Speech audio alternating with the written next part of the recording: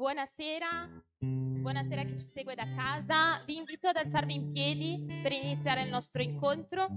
E siete felici di essere qua? Sì? Voglio sentirvi? Sì? Ok. E vorrei leggere con voi un testo che si trova nei Salmi 119, dal versetto 7 al versetto 11. Che dice: ti celebrerò con cuore retto, imparando i tuoi giusti decreti. Osserverò i tuoi statuti, non abbandonarmi mai. Come potrà il giovane render pura la sua via, badando a essa mediante la tua parola? Ti ho cercato con tutto il mio cuore, non lasciare che mi allontani dai tuoi comandamenti. Ho conservato la tua parola nel mio cuore per non peccare contro di te. Che noi nella nostra camminata col Signore possiamo dichiarare questo versetto, che noi possiamo conservare la sua parola nel nostro cuore affinché possiamo non peccare contro di Lui. Amen? Preghiamo. Signore, noi ti ringraziamo, Padre, perché tu sei. Grazie, Signore, per la tua fedeltà, per la tua bontà, Signore, verso di noi. Ti chiediamo che il tuo Spirito Santo possa essere in mezzo a noi in questa sera, Signore, che noi possiamo offrirti la nostra lode, la nostra adorazione, oh Padre, e che possiamo avere i nostri cuori aperti per poter ricevere una parola che viene da te, Signore. Benedici, Signore, questa serata, oh Padre, e fa sì, Signore, che noi possiamo dare tutto il nostro cuore, conservare la tua parola nel nostro cuore, Signore. Nel nome di Gesù. Amen.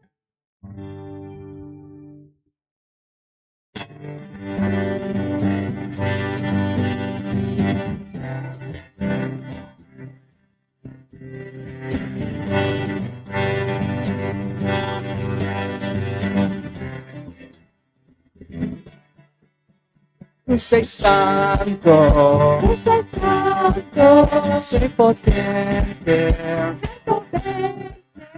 sei degno, degno di lode, ti seguirò, ti ascolterò, per sempre, ti amerò.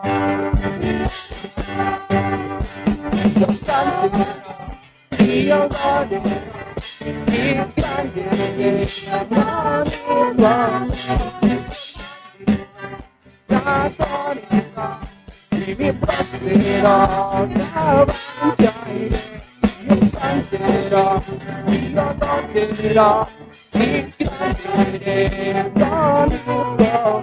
io l'amerò, t'adorerò, mi prostrerò davanti a te. Riceverai bacione e vivrò per te.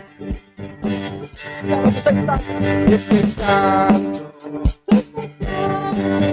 sei potente,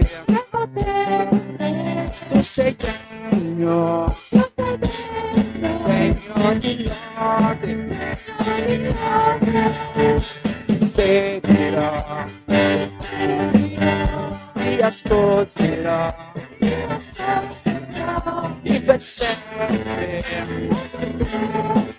ti amerò. Io canterò, io loderò, il grande.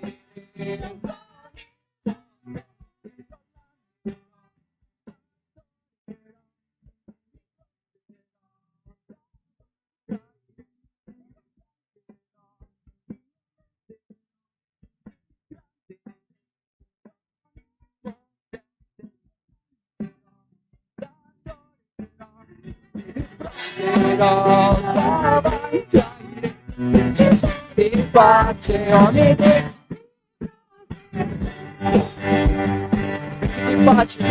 Riceverai pace ogni te, vivrò per te.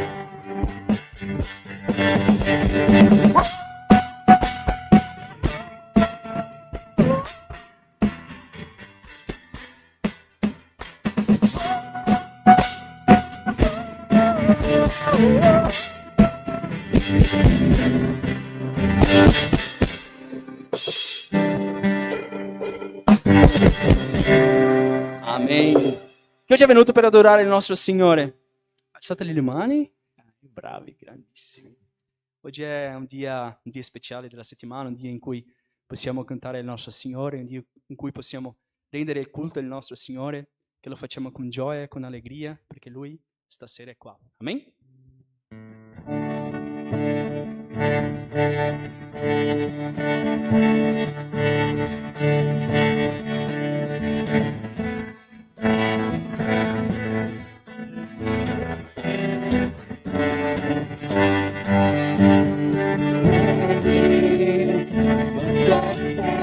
Per adorare, vieni al tuo cuore consegna.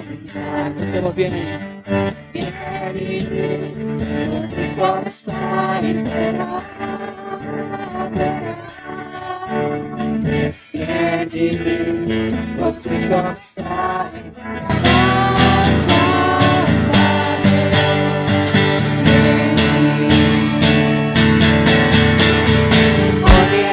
Confesserà il Signore, e ginocchia si piegherà,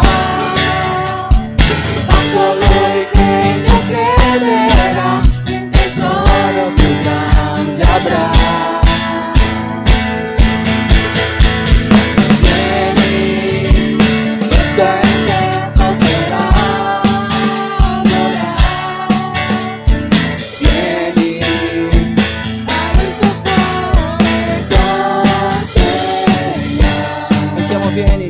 Vieni, così come stai per adorare. Vieni, così come stai davanti al Padre. Vieni, cantiamo con gioia. ogni lingua confesserà il Signore, le ginocchia si piegherà, colui che in Dio crederà, il tesoro più grande avrà.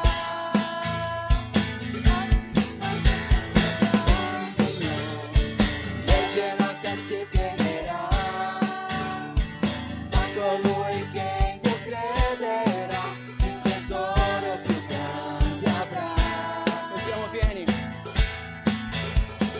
Vieni, questo è il tempo per adorare. Cantiamo, vieni. Vieni, il tuo cuore consegna. Vieni. Vieni, così come stai per adorare. Cantiamo, vieni. Vieni, così come stai davanti al Padre. Cantiamo, Chiesa, ogni lingua.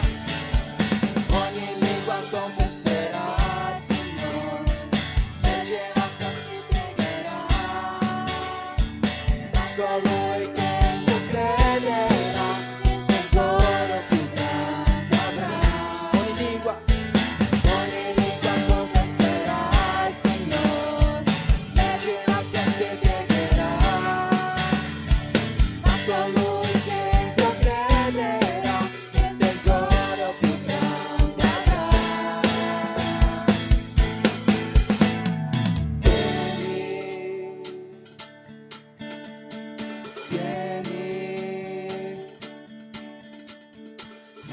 Vieni.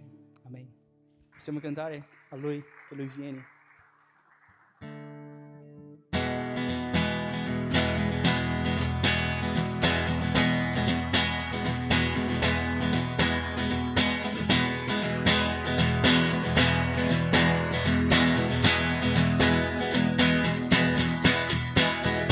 Apri gli occhi del cuore, apri gli occhi, Signore, voglio vederti.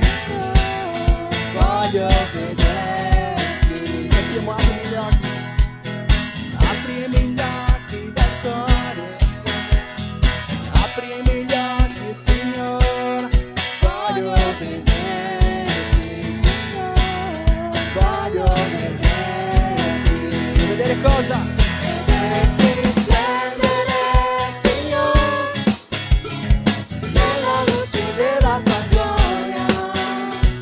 Versa il tuo amore su noi, mentre cantiamo.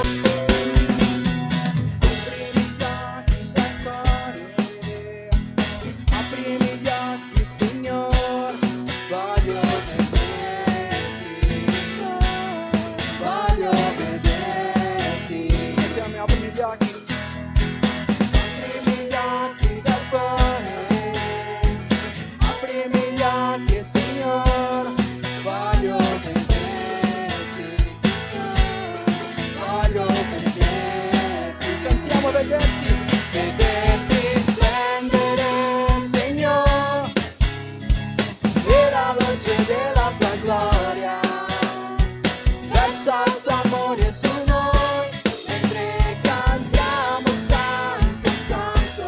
Vederti splendere, Signore, nella luce della tua gloria. Versa il tuo amore su noi, mentre cantiamo Santo, Santo.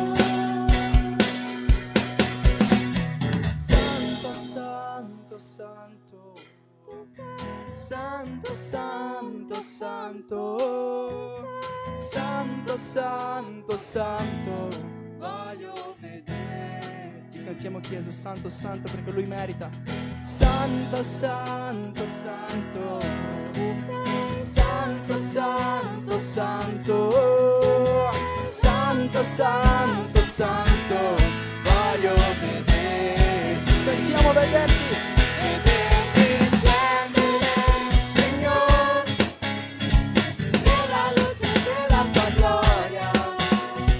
Versa il tuo amore su noi, mentre cantiamo Santo, Santo. Vederti splendere, Signore, nella luce della tua gloria. Versa il tuo amore su noi, mentre cantiamo Santo, Santo, Santo, Santo, Santo, Santo, Santo, Santo, Santo, voglio vederti. Ancora una volta cantiamo Santo, Santo, Santo, Santo, Santo, Santo, Santo, Santo, Santo, Santo, voglio vederti. Vedere cosa? Vederti splendere, Signore, nella luce della tua gloria. Versa il tuo amore su noi, mentre cantiamo Santo, Santo. Vederti splendere, Signore, nella luce della tua gloria. Versa il tuo amore su noi, mentre cantiamo Santo,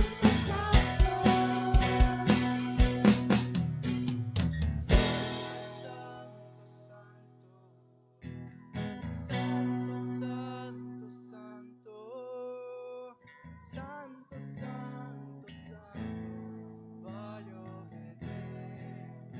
Ancora una volta per finire. Santo, Santo, Santo, Santo, Santo, Santo,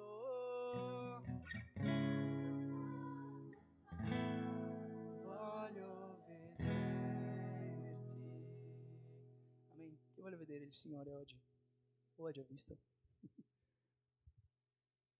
Lui è meraviglioso e avere l'opportunità di poter essere qui come Chiesa, poter essere qui come giovani a cantare per il nostro Signore, a lodare per il nostro Signore, a rendere culto per il nostro Signore è un privilegio che noi molte volte non lo capiamo. Quindi che ogni volta che siamo qui, che possiamo esserci proprio con tutto il cuore, con tutto il corpo, con tutta l'anima, perché è soltanto un momento della nostra settimana, nel senso abbiamo una settimana piena magari di cose da fare, andare alla scuola, al lavoro, di avere un tempo libero. E oggi è un momento in cui possiamo dedicare il nostro Signore, che possiamo farlo con gioia, con allegria, con amore, perché Lui è l'unico motivo in cui siamo qui, penso, almeno per noi. Quindi che lo facciamo proprio sempre con amore e con gioia.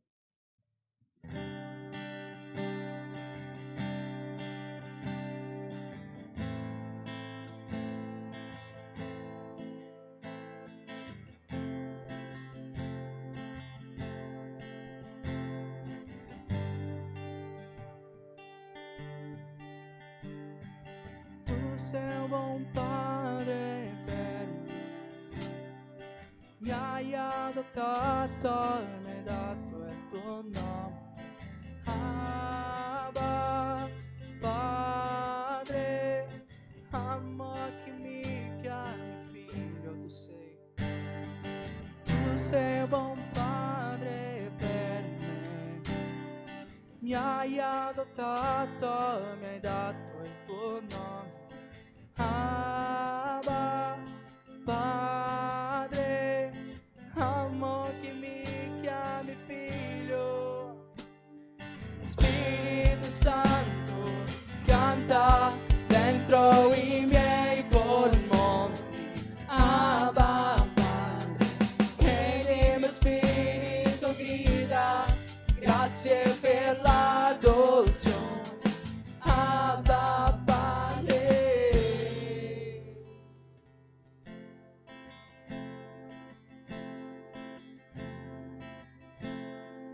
Né altezza, né profondità, né potenza, né ciò che verrà potrà mai separarmi dal tuo amore. Cantiamo né altezza, né profondità, né potenza, né ciò che verrà potrà mai separarmi dal tuo amore. Ancora una volta. Né altezza, né profondità, né potenza, né ciò che verrà potrà mai separarmi dal tuo amore. Cantiamo lo Spirito Santo. Spirito Santo, canta dentro i miei polmoni. Abba, Padre, ed il mio spirito grida, grazie per l'adozione. Abba, Padre, lo Spirito Santo canta dentro i miei polmoni. Abba, Padre, ed il mio spirito grida, grazie per l'adozione. Abba, Padre.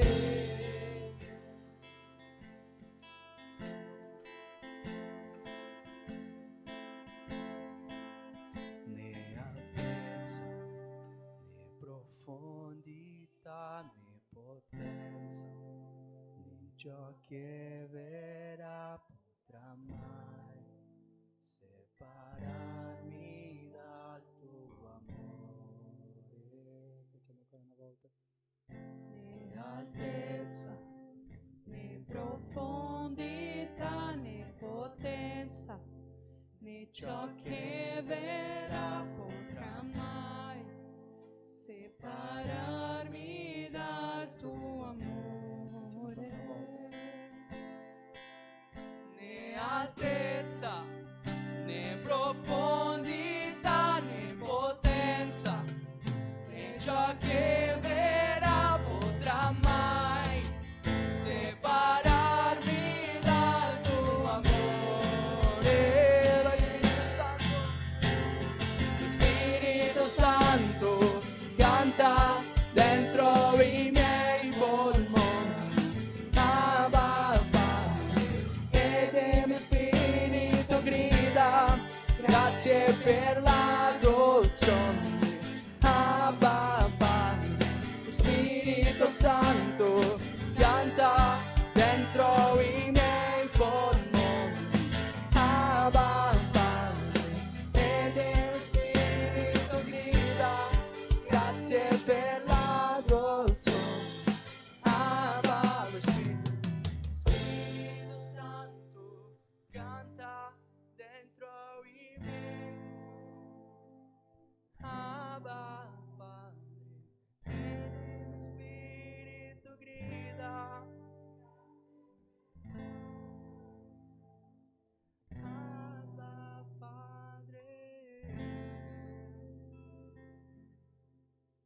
Grazie Signore, grazie perché ti hai donato il tuo Spirito Santo e quello è dentro dei nostri polmoni, quello è intorno a noi, quello è quello che ci consola. Per quello Signore ti ringraziamo e ti chiediamo Padre, da continuare a essere qui Signore, continua a manifestarsi Padre, continua a portare la tua presenza, la tua parola, il tuo Spirito Santo, che possiamo veramente essere cambiati con quello che hai per noi, con quello che hai da dire per noi Signore. Per questo ti ringraziamo Padre, ti chiediamo, continua conosco, porta il tuo spirito, la tua parola, per quello ti ringraziamo in nome di Gesù. Amen. Potete sedere.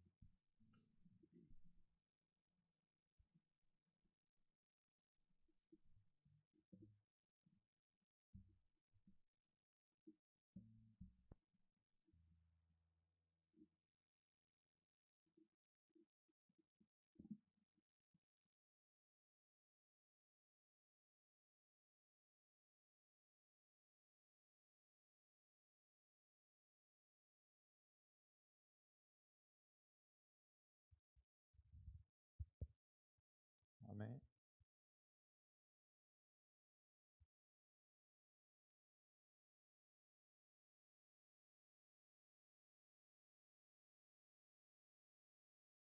Ciao a tutti.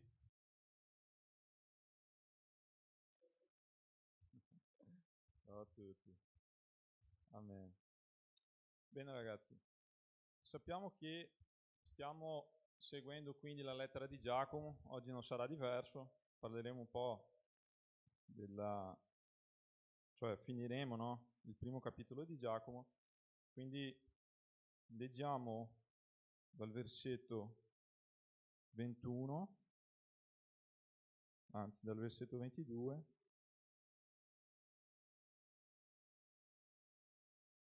al versetto 27.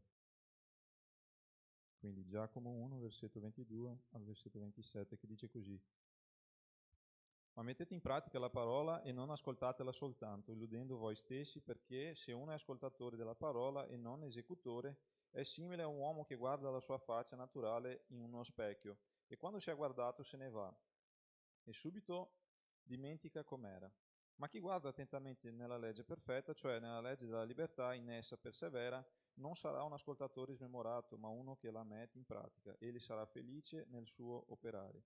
Se uno pensa di essere religioso, ma poi non tiene a freno la sua lingua e inganna se stesso, la sua religione è vana. La religione pure senza macchia davanti a Dio il Padre è questa: soccorrere gli orfani e le vedove nelle loro afflizioni e conservarsi puri dal mondo.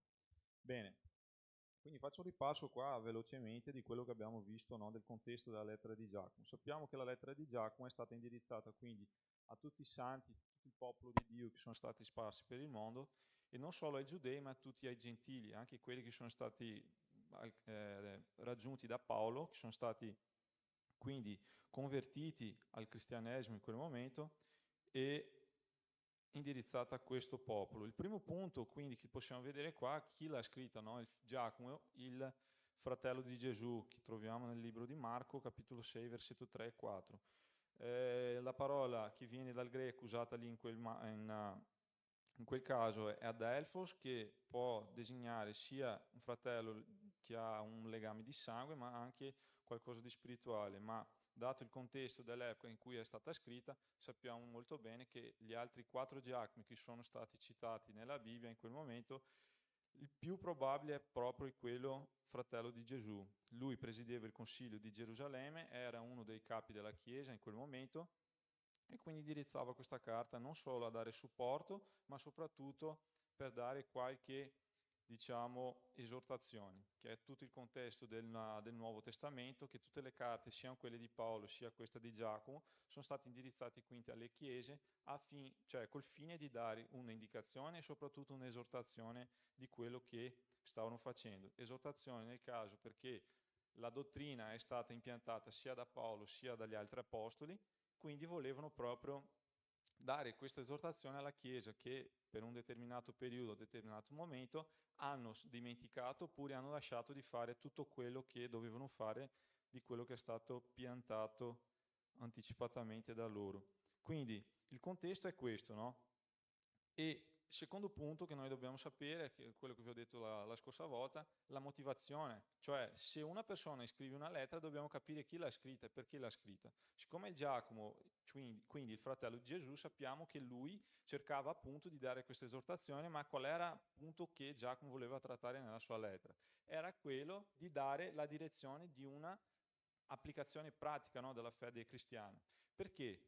Immaginate una persona che è cresciuta insieme a Gesù, cioè un ragazzo da 13-14 anni, quando dice così io sono il Messia, l'altro lo prende in giro e dice così, ma cosa stai dicendo? Tu sei il Messia, io ti conosco, sei nato dalla nostra mamma, quindi è impossibile immaginare per un ragazzo di 14-15 anni che quello è stato, no, veramente, che quello era la verità. Oppure immaginate quando andate a scuola, no? Questi ragazzini che lo prendono in giro e dicono così, ma tu sei il Messia, cioè tu stai mangiando insieme a me qua, hai preso magari una pizzetta qua e tu dici che sei il Messia, ma sei pazzo.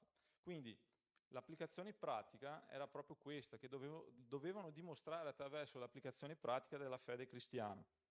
Non solo questo, ma il terzo punto, come vi ho detto prima, consolare i fratelli, perché in quel momento la Chiesa era molto persecutata, no? Era una persecuzione attraverso tutti i cristiani, tutte le persone che vivevano il vero Evangelo, quindi era appunto di consolare. Era una Chiesa povera, di persone che soffrivano tanto e avevano bisogno di questo,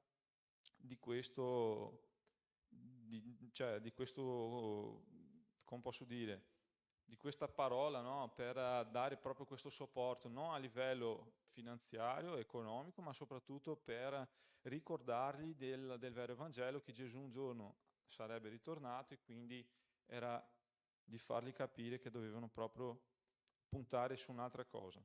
Ma tornando quindi all'inizio del capitolo, quando lui diceva che le svariate prove servivano appunto per creare una specie di, diciamo, forza in più affinché loro potessero veramente diventare maturi nella fede cristiana, noi seguiamo in tutto il capitolo dove ci dà delle applicazioni pratiche. Settimana scorsa il pastore Samuele quindi ha predicato qua e ha parlato, no, che noi del versetti 19 al versetto 21, che quindi parlava esattamente di questa situazione, che noi dobbiamo essere cosa? Lenti all'ira, che noi dobbiamo essere proprio delle persone che non reagiscono subito, ma che sono proprio lenti a prendere una decisione nel momento di rabbia. Ha fatto anche uno scherzo, no? Dicendo che le persone dicono, va bene pastore, io sono convertito, ma il mio braccio no. Ed è vero, perché tante volte quando prendiamo magari una decisione così all'improvviso, cioè al colpo, facciamo sempre la cosa sbagliata. E nel piccolo gruppo ho detto una cosa, che ho imparato che quando siamo felici non dobbiamo promettere nulla. Quando siamo tristi non possiamo mai prendere una decisione. E quando siamo proprio arrabbiati non possiamo dire mai una parola.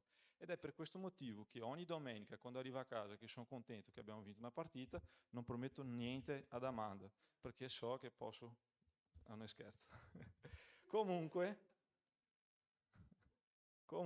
seguiamo qua. Il contesto è che quindi essere lenti all'ira vuol dire che noi la nostra ira, cioè la maniera in cui ci portiamo, non compie mai la giustizia di Dio. Per primo motivo, perché le nostre emozioni non dimostrano la nostra fede in Gesù Cristo, per il motivo per cui la lettera è stata scritta, e anche perché Dio non si muove in base alle nostre emozioni, ma si muove in base alla nostra fede. Quindi è la nostra fede che muove il cuore di Dio, non quello che noi nel momento in cui siamo arrabbiati oppure gioiosi, quello non muove il cuore di Dio. È questo che dobbiamo, sai, avere fresco in testa. E dal versetto 21, quindi, quando è una cosa molto interessante qua, che dice così: perciò deposta ogni impurità e residuo di malizia, ricevete con dolcezza la parola che è stata piantata in voi, quindi la dottrina che è stata piantata in voi, e che può salvare le vostre anime. Io in questo versetto qua ho iniziato a ragionare un paio di cose, no? La prima, se c'è stata una dottrina piantata prima, la prima cosa che noi dobbiamo pensare è che affinché questa dottrina fosse veramente piantata, hanno dovuto prendere alcune decisioni, no? Interessante che quando noi apriamo e andiamo in Efesini, capitolo 4, versetto 22, praticamente Paolo parla della stessa cosa, che dice così: avete imparato per quanto concerne la vostra condotta di prima a spogliarvi del vecchio uomo che si corrompe seguendo le passioni ingannatrici. Quindi Paolo incoraggia gli Efesini a spogliarci, a spogliare proprio del vecchio uomo e dà a fare spazio affinché la parola potesse entrare veramente e fare quello che doveva fare. Pensando in questa situazione, cosa mi viene in testa? Subito la parabola del seminatore. Che quando Gesù inizia a raccontare la parabola del seminatore, oppure inizia a spiegare la parabola del seminatore, ha dato 4 terreni, no, nella parabola, e il problema era proprio il terreno, non era il seme, vi ricordate, vero? Quindi il primo terreno, il seme casca lungo la strada, viene il diavolo, lo toglie e impedisce proprio che cresca. Il secondo terreno casca in mezzo alle rocce che non avevano tanta radice così, cioè non si sono create delle radici a causa delle preoccupazioni, ma soprattutto delle persecuzioni del Vangelo, e quindi non cresce.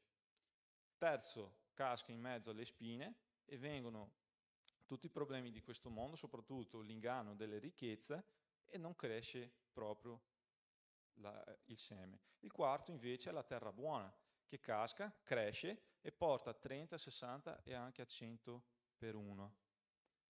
Ma perché stai dicendo queste cose, Miguel?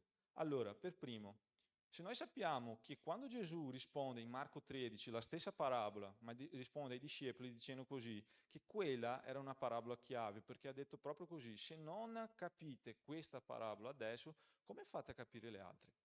Quindi questa era proprio una parabola chiave, diciamo così, perché il regno di Dio, la parabola, cioè la parola di Dio, deve proprio fare dei frutti nella nostra vita. Ed era proprio questo che Giacomo stava trattando qua, ed era quello che Paolo stava dicendo. Dovete spogliarvi del vecchio uomo e fare spazio affinché la parola possa crescere dentro di voi. E quindi quando vediamo questo qua, quando Gesù dice questa cosa, va a dire non la stessa cosa, ma va a dire una cosa molto interessante in Matteo 7,16, quando dice che ogni persona è conosciuta dal suo frutto. Quindi ogni albero è conosciuto dal suo frutto. Quindi noi siamo proprio lo specchio di quello che la parola ha fatto in noi. Noi saremo proprio riconosciuti da quello che la parola ha fatto in noi, dai nostri frutti. Quindi quando Giacomo va a trattare, no, dell'applicazione pratica della vita cristiana, sono i nostri frutti che le persone vedranno. Non saranno le nostre parole. Però noi dobbiamo proprio spogliarci del vecchio uomo e fare spazio affinché la parola possa crescere dentro di noi. E nel versetto 22, quindi, quando arriviamo al versetto 22, che Giacomo sta dicendo qua, torniamo capitolo 1, che abbiamo letto, ma mettete in pratica quindi la parola di Dio. Quindi lui sta chiamando l'attenzione, sta attirando l'attenzione a tutti i santi là, a tutti i convertiti, i giudei, i gentili, a mettere in pratica la parola, affinché le persone che erano proprio all'intorno capissero esattamente che quella era la volontà di Dio, affinché potessero dimostrare che Dio aveva proprio fatto la differenza nella vita loro. Quindi quando lui dice mettete in pratica e seguiamo tutto il contesto, dice: perché se uno è ascoltatore della parola e non esecutore, è simile a un uomo che guarda la sua faccia naturale in uno specchio. Adesso provate a immaginare, no?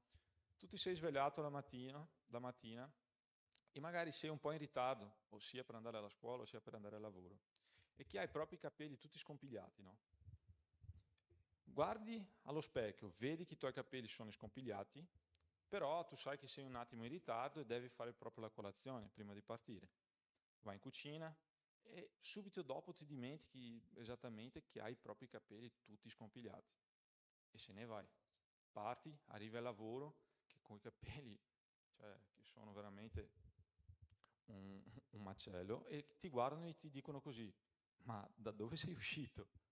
dalla bottiglia, dalla bocca del bue, ti sembri proprio una carta accartocciata. Cioè, che sei proprio bruttissimo, che ti dimentichi. Ed è questo che succede quando noi non mettiamo in pratica la parola. Cioè, siamo degli ascoltatori, ma subito dopo ci dimentichiamo di quello che è stato insegnato qua. Era quello che Gesù stava dicendo. Se voi ascoltate la parola ma non la mettete in pratica, quando arriviate in una situazione difficile oppure che la dovete veramente metterla in pratica, non ne vale la pena. Perché non potete proprio mettere in pratica quello che avete imparato. Cioè, se io sono in una situazione in cui devo avere autocontrollo nella mia vita e non metto in pratica tutto quello che ho ascoltato, non vale di nulla. E io sono sicuro che il diavolo piace tanto questa situazione. In più, quando arriviamo quindi al versetto 25, che lui fa quindi la conclusione. Ma chi guarda attentamente nella legge perfetta, cioè nella Bibbia, nella dottrina che è stata insegnata, nella legge della libertà, mi piace quando dice libertà, perché vuol dire che la Bibbia ci libera, e in essa persevera, cioè non è facile, dobbiamo proprio perseverare, perché può darsi che in un determinato momento dobbiamo proprio perseverare, perché non è facile. Non sarà un ascoltatore smemorato, cioè che mi dimentico, ma uno che la mette in pratica. Egli sarà felice nel suo operare. Quindi la Bibbia ci chiama proprio a mettere in pratica perché saremo anche felici. E saremo anche delle persone soddisfatte, perché non so voi, ma quando succede una situazione nella mia vita che io mi ricordo della parola e la metto in pratica e vinco esattamente quella situazione, dopo mi viene una gioia, perché ho detto, caspita, ho messo in pratica la parola di Dio, sono riuscito a mettere in pratica tutto quello che ho imparato. E arriviamo al versetto 26, che secondo me è uno dei versetti più difficile, perché quando dice che se una persona pensa di essere religioso ma poi non tiene a freno la sua lingua e inganna se stesso, la sua religione è vana. Noi solitamente, no, nell'ambito cristiano, noi siamo molto, diciamo, contenti, felici di dire che noi non andiamo in discoteca, non beviamo, cioè non prendiamo alcol, non facciamo delle cose che magari le persone che non hanno conosciuto ancora Gesù Cristo non fanno. Ma se c'è una cosa che noi non possiamo mai gasarci è il fatto che noi parliamo tanto. E io sono sicuro e quando leggo questa cosa qua, io mi metto in primo, ragazzi.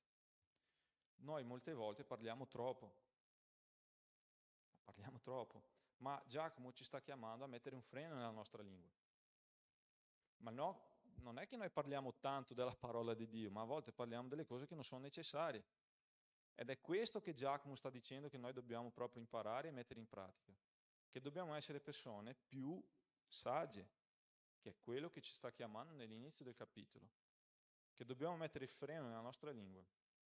E io stavo ascoltando, no, una persona che parlava appunto di una cosa molto interessante, no, del filosofo Socrate, che ha detto che quando arrivava una persona che gli voleva dire qualcosa, lui prendeva, no, la teoria dei 3 settacci.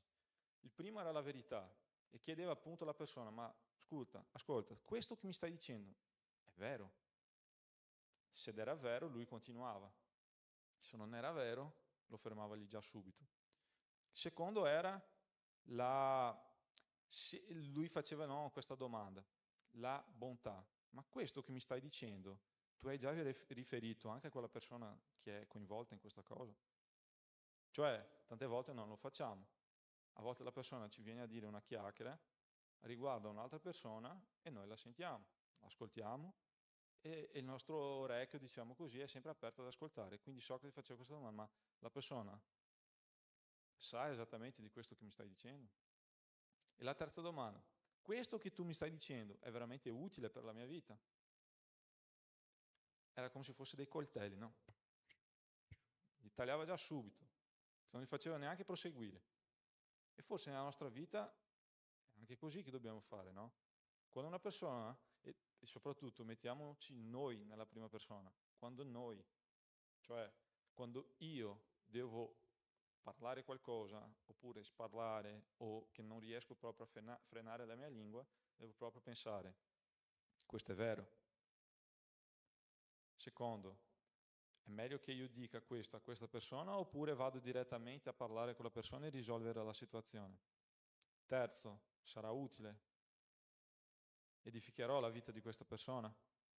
Ed è interessante che Paolo scrisse la stessa cosa agli Efesini, stesso capitolo 4, che lui ci invita a spogliarsi del vecchio uomo. Nel versetto 29 dice così: nessuna cattiva parola esca dalla vostra bocca, ma se ne avete qualcuna buona, che edifichi secondo il bisogno, ditela affinché conferisca grazia a chi l'ascolta. Cioè, facendo la traduzione, no? Non parlare per niente. Se tu non hai niente di buono da dire, è meglio tacere. Ad esempio, quando uno juventino mi viene a dire che la Juve è molto più forte del Milan, dico, non dire nulla, non dire nulla. Il Milan è molto più forte.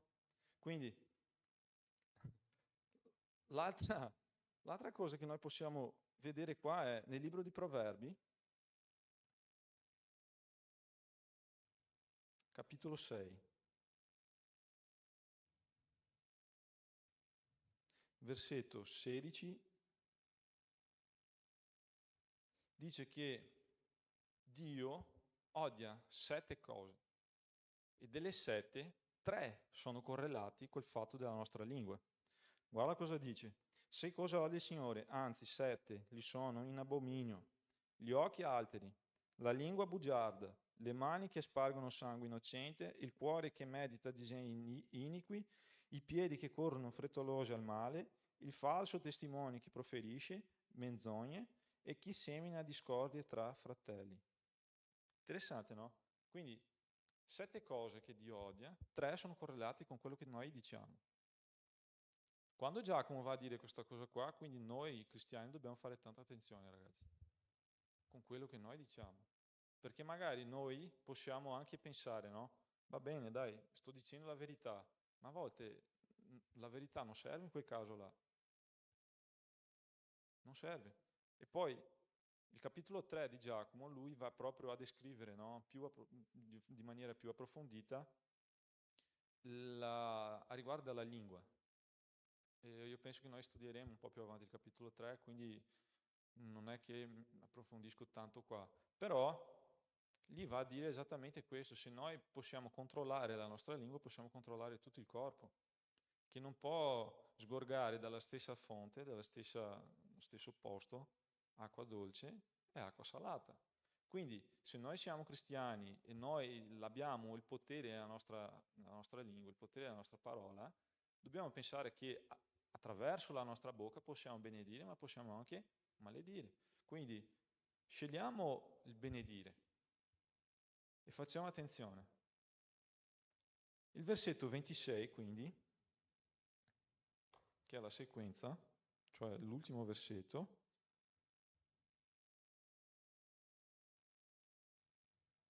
fermo qua, che dice così: la religione puri senza macchia davanti a Dio e Padre è questa: soccorrere gli orfani e le vedove nelle loro afflizioni e conservarsi puri dal mondo. Quindi Giacomo qui quindi finisce il primo capitolo facendo un'applicazione pratica di quelli che sono i 2 comandamenti principali, no? Che è amare a Dio sopra ogni cosa e amare il nostro fratello come a noi stessi. E ci stava portando un'applicazione pratica di fronte al contesto che vivevano in quell'epoca. Perché Gesù in Matteo 22, dal versetto 34 a 40, dice proprio questa cosa, no? Ha lasciato 2 comandamenti. Ma quando Giacomo ha scritto questa cosa qua, quindi il contesto era di un popolo che era perseguitato, che soffriva, che non avevano tanti soldi così, e che avevano proprio bisogno, che si trovavano nel bisogno. E quando dice che la religione pure senza macchia davanti a Dio e Padre è questa, soccorrere gli orfani e le vedove, fa riferimento a quello che Gesù ha insegnato, di amare il prossimo come a se stesso. Ed è interessante che se noi guardiamo tutto il libro di Giacomo, lui cerca sempre di fare, non direi un riassunto, ma delle applicazioni pratiche proprio di quello che ha insegnato Gesù, cercando di portare ai fratelli di ricordarsi appunto della dottrina che gli hanno insegnato. E poi dice così, e le vedove nelle loro afflizioni, e conservarsi puri dal mondo. Cioè, amare a Dio sopra ogni cosa e anche conservarsi puri dal mondo. Adesso, portando al nostro contesto, no? Diciamo così, contestualizzando nei nostri giorni, io direi che sarebbe un po' così. Dai, volete veramente dimostrare i due comandamenti? Va bene. Vediamo se ami Dio veramente sopra ogni cosa. Quando finisci di studiare oppure quando esci dall'università, devi uscire più cristiano, più credente da come sei entrato. Il nostro contesto, no? Oggi le università, non so come qua in Italia, ma in Brasile, cioè, o entrano credenti e escono, no, non dico, escono peggio da come sono entrati, ma è proprio così, dobbiamo uscire da quella situazione più credenti. Secondo, sei veramente un cristiano? Sei veramente un cristiano, soprattutto evangelico, no? Perché questa è una realtà che noi affrontiamo qua in Italia, perché quando ci chiedono che se siamo non cristiani, associano subito con la Chiesa cattolica. E essere proprio cristiano evangelico, diciamo che siamo un po' più perseguitati, non è che siamo perseguitati così, ma a volte ci prendono in giro. Ma se sei veramente, senza dubitare, devi rispondere senza vergogna, sì, sono un cristiano evangelico.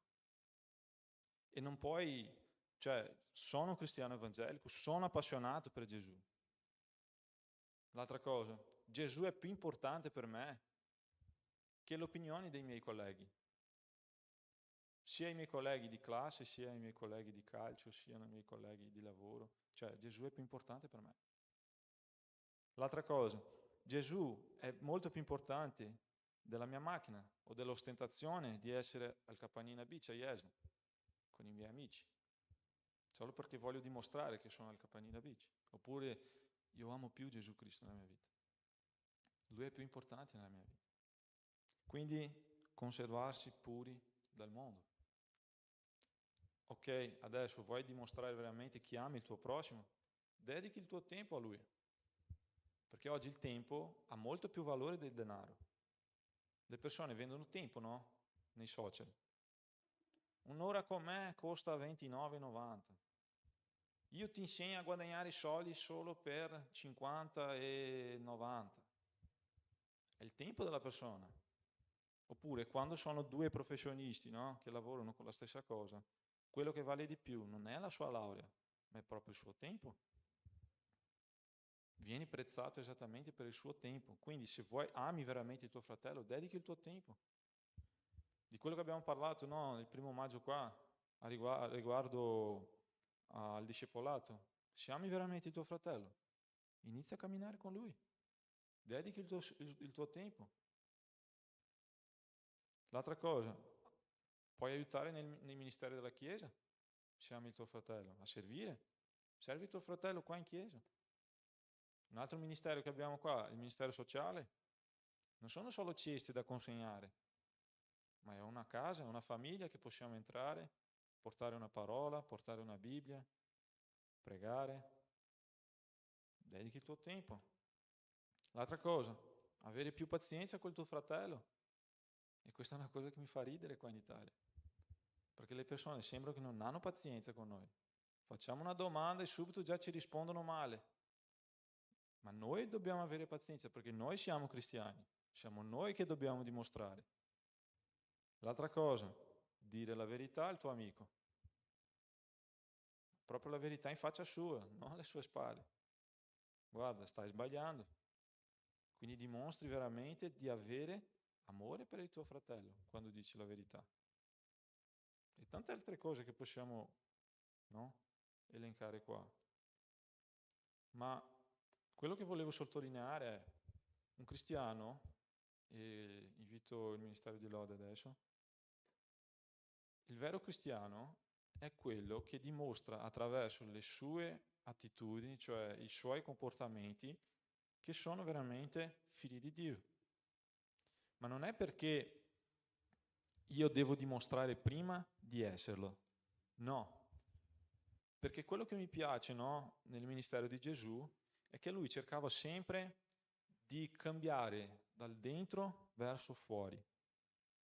Io non so se è già mai capitato a voi, ma io ogni tanto, quando raccontavo una bugia, dovevo sempre raccontare un'altra, dopo un'altra, dopo un'altra, per sostenere proprio quella che l'avevo raccontata prima. Quindi era una cosa molto faticosa, no?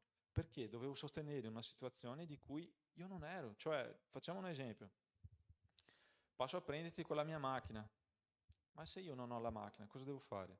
O noleggiare, o chiedere sempre in prestito da un amico, e quindi questo va avanti sempre così.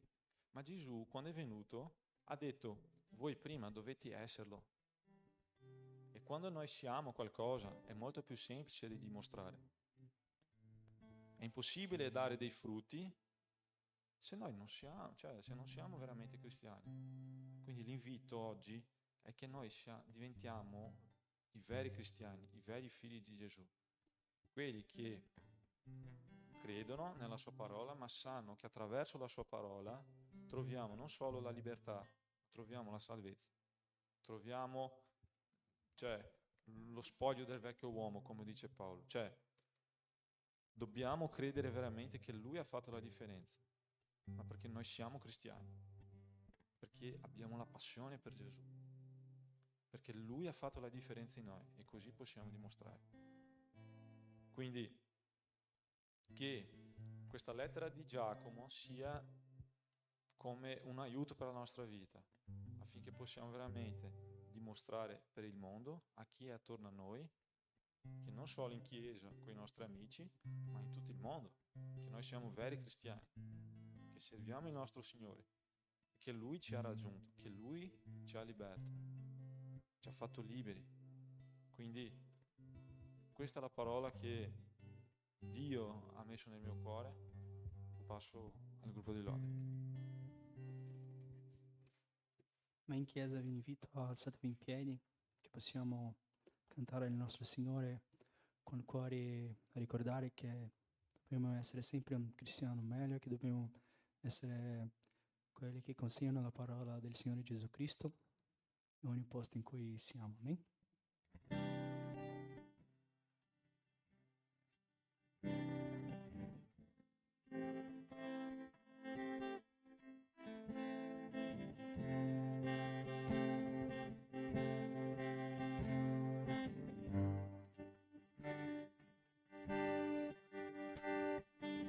Sei un buon padre per me, mi hai adottato, mi hai dato il tuo nome.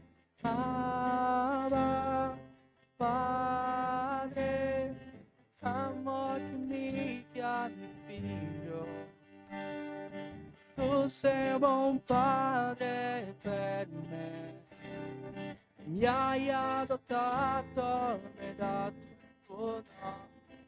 Abba, Padre, amore che mi chiami figlio. Spirito Santo, canta dentro i miei polmoni. Abba, ed il mio spirito grida, grazie per l'adozione. Abba, Padre.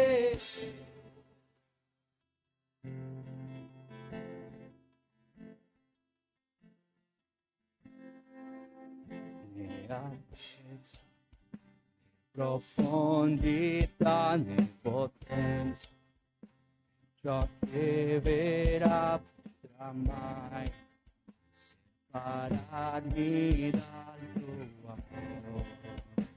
Sentiamo in altezza, né profondità né potenza, né ciò che verrà potrà mai separarmi dal tuo amore. Siamo in altezza. Altezza, profondità e potenza, ciò che verrà potrà mai separarmi dal tuo amore. Cantiamolo, Spirito. Spirito Santo, canta dentro i miei polmoni. Abba Padre, dello Spirito grida, grazie per l'adozione. Abba Padre, Spirito Santo, canta dentro i miei polmoni. Abba Padre, e dello Spirito grida, grazie per l'adozione. Abba Padre.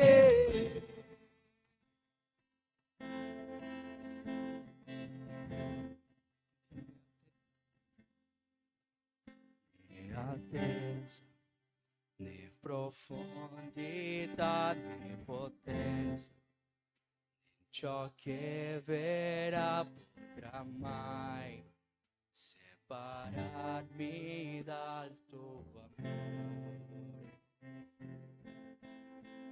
Né altezza, né profondità, né potenza, né ciò che verrà potrà mai separarmi dal tuo amore. Cantiamolo, Spirito. Spirito Santo, canta dentro i miei polmoni. Abba Padre, e il mio spirito grida, grazie per l'adozione. Abba Padre, Spirito Santo, canta dentro i miei polmoni. Abba Padre, e dello Spirito grida, grazie per l'adozione. Abba Padre, Spirito Santo, canta dentro i miei polmoni. Abba Padre, ed il mio spirito grida, grazie per l'adozione.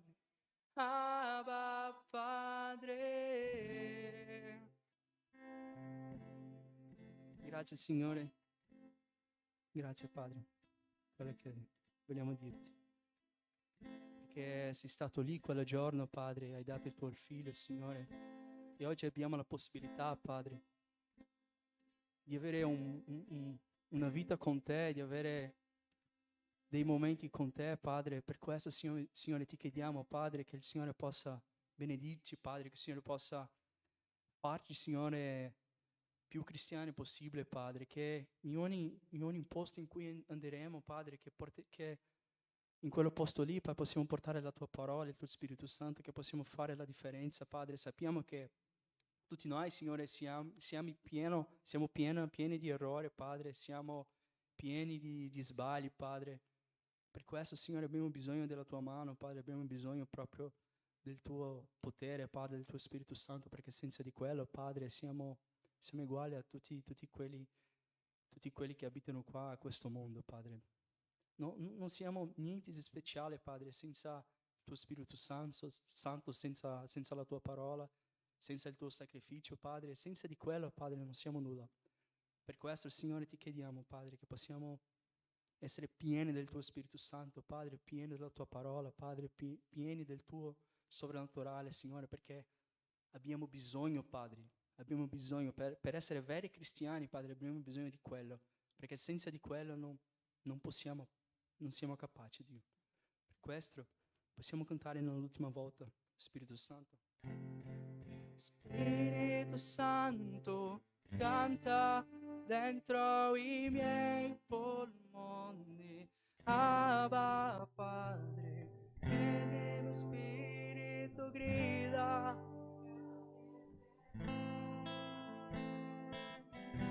Ancora una volta.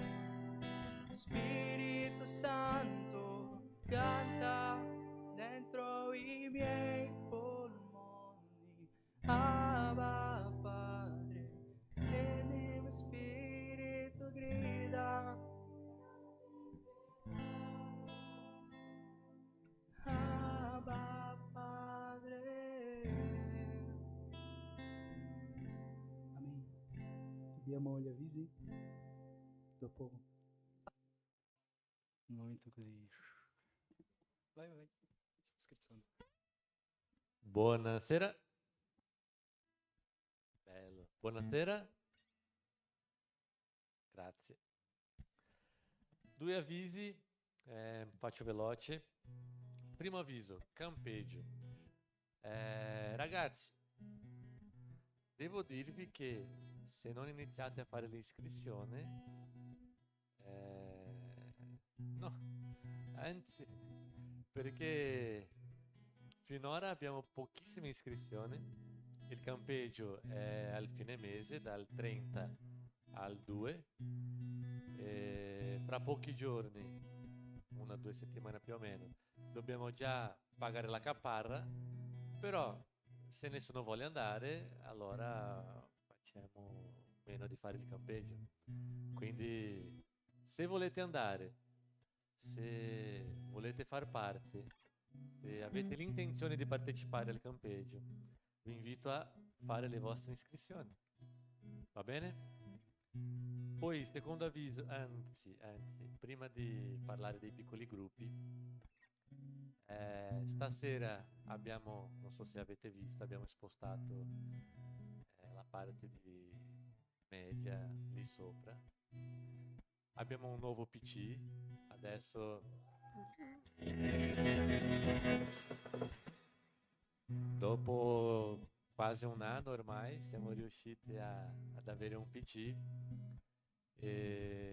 Però in questo momento vorrei ringraziare a Christopher, perché il PC che utilizzavamo fino ad oggi era suo, quindi se non fosse Christopher, Grande Cristo. forse non ci sarebbe una media fino ad oggi, le proiezioni e tutto quanto, quindi grazie Chris. E per ultimo i piccoli gruppi. I pre stasera sono con Joshua, giusto? Le ragazze, anzi, gli adolescenti, ragazze Liziani, ragazzi Gabriel, giovani con Marzia e Paolo. E è questo. Grazie. Oh, siamo assieme? Non sapevo. Ah, ho capito. Le ragazze con Ah, ho Marzia capito. e i ragazzi No, perché dopo con la Paolo. riunione... No. Amen. Invito la Chiesa, alzatevi in piedi, cantiamo l'ultimo cantico per finire la serata con gioia e con allegria. Amen.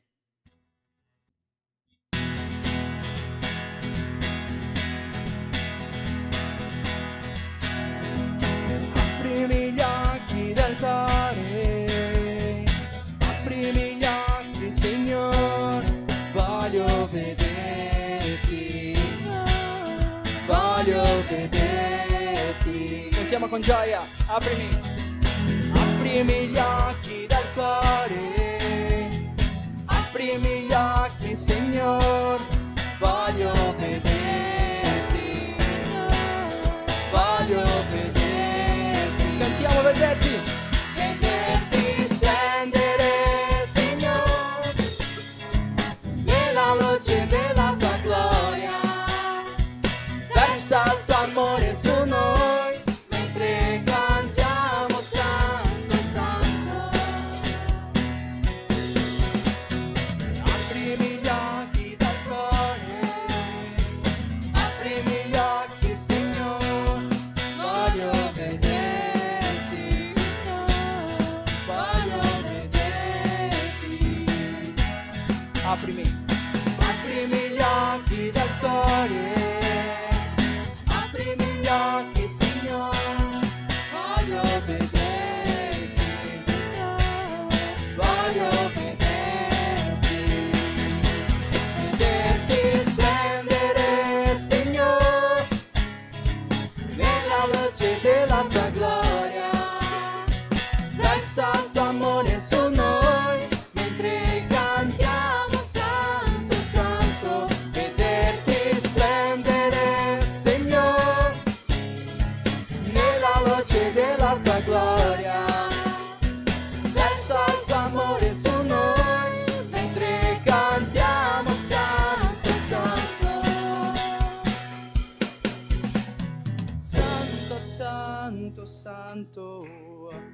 santo, santo, santo, santo, santo, santo, santo, voglio vederti. Cantiamo ancora una volta. Santo, santo, santo, santo, santo, santo, santo, santo, santo, voglio vederti. Cantiamo vederti. Vederti splendere, Signore, nella luce della tua gloria. Versa il tuo amore su noi, mentre cantiamo santo, santo. Vederti splendere, Signore, nella luce della tua gloria. Versa il tuo amore su noi, mentre cantiamo santo, santo. Cantiamo santo, santo. Santo, santo, santo. Santo, santo, santo. Santo, santo, santo, voglio vederti. Ancora una volta, cantiamo santo. Santo, santo, santo. Santo, santo, santo. Santo, santo, santo, voglio vederti. Cantiamo vederti. Vederti splendere, Signore, nella luce della tua gloria. Versa il tuo amore su noi, mentre cantiamo santo, santo. Vederti splendere, Signore, nella luce della tua gloria. Versa il tuo amore su noi, mentre cantiamo santo, santo. L'ultima volta cantiamo santo. Santo, santo, santo. Santo, santo, santo. Santo, santo, santo, voglio vederti. Cantiamo santo. Santo, santo, santo. Santo, santo, santo. Santo, santo, santo, voglio vederti. Amen, gloria al nostro Signore. Ci troviamo lì su. Ciao.